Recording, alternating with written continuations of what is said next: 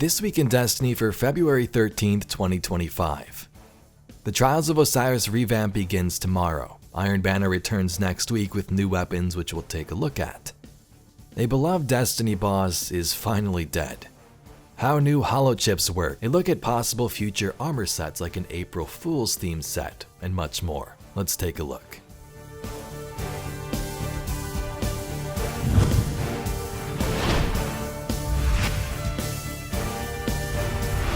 It first starts with some information about the Sundered Doctrine dungeon race and the contest mode extension. 3 Guardians were crowned at the top in Biggs, Mario, Monkey, and Luigi style, and they were able to claim that unique dungeon trophy. Also a congrats to the rest of the players who were able to complete it on contest mode. We got to the lock set boss and personally there was no way that was happening, so I just waited for the normal mode to come out. Master difficulty is now available for the dungeon, and there's also going to be a contest mode extension. Due to the issues affecting PlayStation players' ability to sign into Destiny 2 during that time, they are planning to make the Sundered Doctrine contest mode available again for all platforms. Specific dates and times will be announced at a later date, and note that this isn't an extension for the dungeon race itself, but rather an additional opportunity for those impacted by the outage to attempt to clear the dungeon while contest mode is available. So I'm not sure if this still plays in with the exotic. If you complete it in contest, are you guaranteed the exotic again or not? I'm assuming you will be. The new Barrow Dyad exotic machine gun is out. I have a guide on how to acquire this if you haven't already, and also a lore video explaining what the heck is going on in the story mission. The story is pretty cool. You encounter a knight that is torn between life and death. A knight belonging to Xivu Arath's brood confronts Oryx in battle and somehow lives partially. It's a pretty cool story. The new Trials of Osiris arrives tomorrow.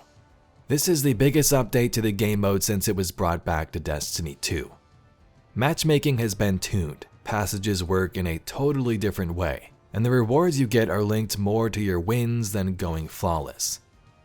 We've talked about this in the past, but the whole system is refined. Now everybody has a chance to go to the lighthouse, but if you go flawless and get certain passages, you'll have a chance for even better rewards. Iron Banner also returns next week. Along with increased Crucible reputation gains, next week Saladin returns with his game mode.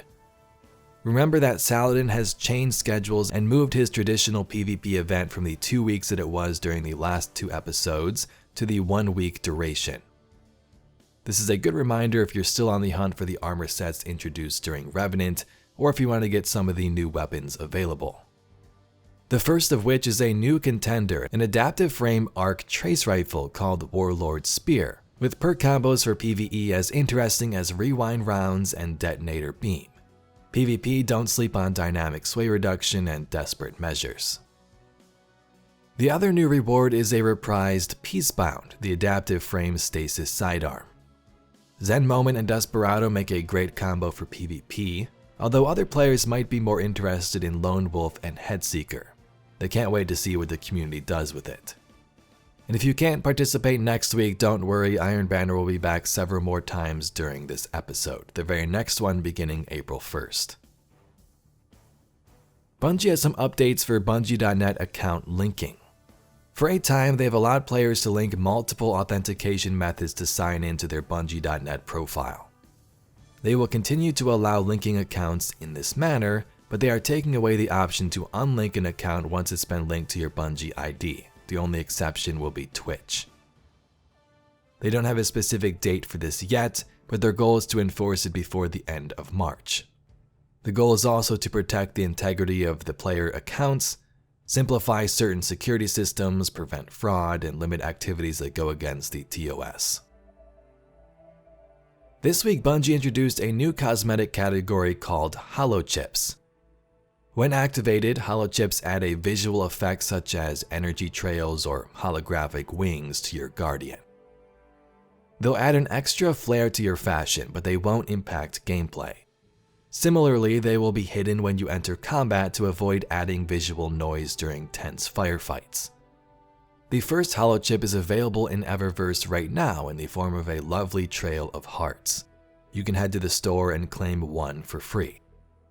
Once consumed, holochips are active for the next 12 real-world hours. If you want to end the effect early, there is a holochip extractor in the collections. Players who want to unlock the effect permanently can purchase the holochip design for 800 silver. When you do, that holochip will become available in the collections and can be claimed at any time for free. There's a couple of new Bungie rewards available for this mission and act. The Barrow Dyad weapon is now on there, and also a new Trials of Osiris ring. Some cool designs for some new sweatshirts, including an Armor Foundry, The Witness, and even a new Destiny art book Volume 3.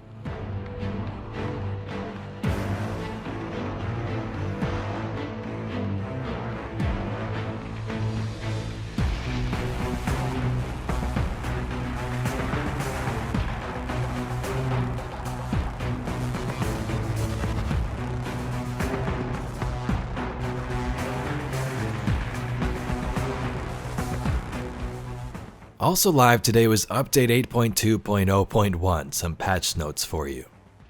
In the Nether, they fixed a couple of issues where several healing sources were providing less health than intended. Fixed an issue where some perks could kickstart passive health restoration, resulting in more health restoration than intended.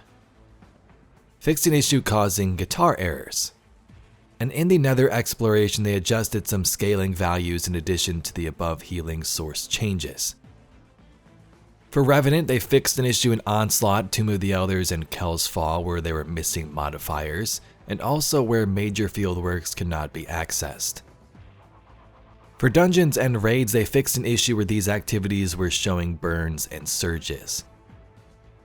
This next one is hilarious and kind of strange. For the exotic mission, The Whisper, they fixed a weird issue where Tolgor aspect of Agony was somehow replaced with Jimmy aspect of placeholding. This has existed for almost a year since Into the Light came out, so it's surprising to see them fix it now, even when the community got a kick out of Jimmy aspect of placeholding. Radiant Dance Machines and the Last Word's reign come to an end. They've temporarily excluded Last Word and Dead Man's Tale from getting the hipfire range and accuracy buffs provided by the Radiant Dance Machines. They will revisit this in a future update to enable them to interact with the exotic in a more balanced manner. They've also retuned the dodge refund portion, reducing the amount of energy gained from primary weapon kills against guardians from 100% to 33% when class ability energy is not full. When it is full, triggering the effect will continue to grant an additional temporary charge. For armaments, they fixed an issue where the chain piston ornament for Syntheseps was not present in the armor inspection menu. For exotics, fixed Microcosm being able to get heavy ammo from picking up special ammo bricks. The weapon is now re-enabled in the game. They also fixed auto-loading holster where it could be activated without stowing the weapon. Also an issue when standard PvE ammo bricks were granting less ammo than intended. For abilities, fixed an issue where the Overload machine gun perk was not granting overload to machine guns. Pretty self-explanatory for that one, I guess. At Hawthorne, the Vault of Glass deep sight weapon pursuit should now be visible. This can be completed once per week per account for a guaranteed deep sight weapon. The Lunar New Year accessories should now appear in collections, and in general they fixed some guitar errors across the game. There's also a new Destiny 2 fashion feedback for Guardians to partake in vote in. Bungie once again pulling back the curtains of future possible content to hear your thoughts about the themes for the following armor sets. There are some interesting ones for sure. Wild West themed mariachi, minimalistic armor collections inspired by Kung Fu warriors, the sunken city of Atlantis, Japanese tree spirit mythology, an Oni horned mask with oversized tusk and fangs. An April Fool's themed set, less literal interpretation of April Fools, this armor would represent something outside the bounds of D2's Guardian aesthetic, over-indexing on cuteness or silliness.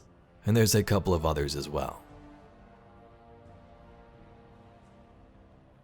It also looks like Verity's brow is getting a new ornament that's coming in codename Frontiers with less bones and more lasers.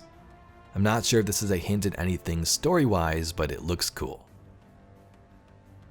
There's a new emblem available to support Black History Month if you donate to the Southern Poverty Law Center through the Bungie Foundation of at least $10. The Game to Give campaign ended last week and Guardians raised over $2.7 million, thanks to all of you who participated in our own community fundraiser. Anyway, Guardians, that's all we got for this week in Destiny. If you'd like to see some more Destiny news, lore, and mysteries just like this video, please be sure to subscribe to the channel. I thank you very much for watching, and I'll catch you all in the next video.